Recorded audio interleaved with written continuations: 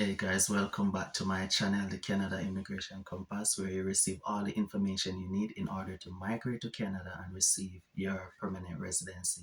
Now, if you have not yet subscribed to my channel, please do so. Like it, share the video, and hit the bell notification so that you can be notified as soon as I upload new videos. It is free to do. Now, I have some interesting information to share with you about a growing problem in Canada, a serious problem, and it has to do with professional renters, right? I refer to them as professional renters, tenants that basically they jump from house to house.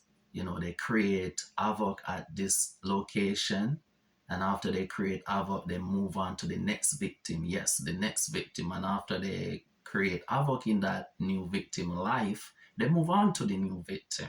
So they are professional renters, right? And homeowners in Canada is having a terrible time dealing with these professional renters. And not only that, the dispute tribunal that deals with these cases, their backlog is ridiculous. It's even more worse than the immigration backlog that is going on, right? It's taking like 6 to 8 months for these things to be sorted out. And a matter of fact, even a month ago on CBS News, there was a gentleman, a perfect example. He rented out his house. He was going to India. He rented his house, and when he get back, he couldn't get his house, right? So this is from May last year, and that tenant is still in the house and not paying any rent, no rent, right? And when he threatened him to take the matter to the law, he laughed in the man's face and tell him that, listen, it will take 6 to 8 months before anything come out of this. So in other words, he's looking to live in the man house for at least 8 months without paying any rent, or until the government kick him out of the homeowner house, right? This is the liberty that these professional renters are taking with homeowners. The man is sleeping in the basement of his house on a mattress with his family. The man cried tears on the news, right? And it's 4 months now since he applied for a hearing with the dispute tribunal, and nothing. I know he can't even get a date, not even a date he can get. Right?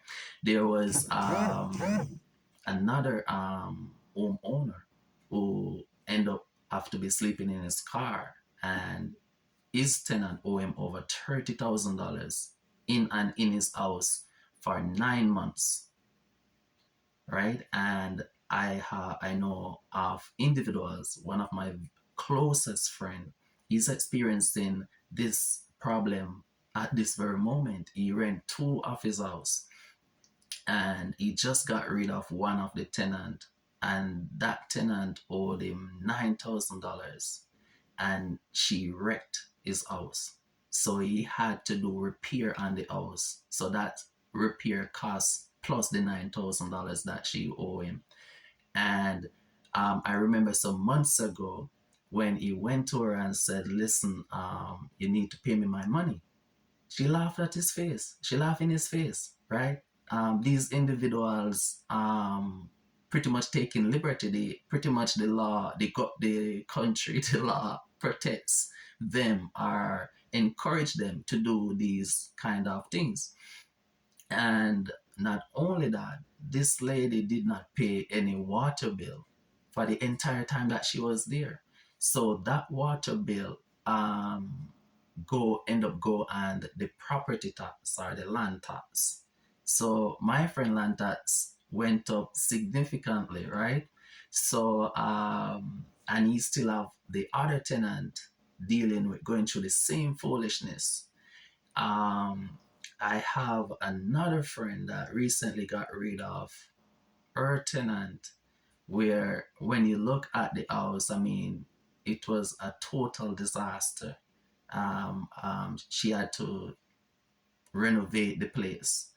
And when that tenant was leaving, The tenant gave her a check of 2,000 and something dollars, but the check bounced, right? The check was of no use.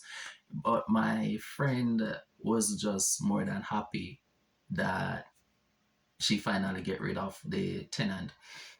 So my other friend who have the two house rent out, he was like saying, hey,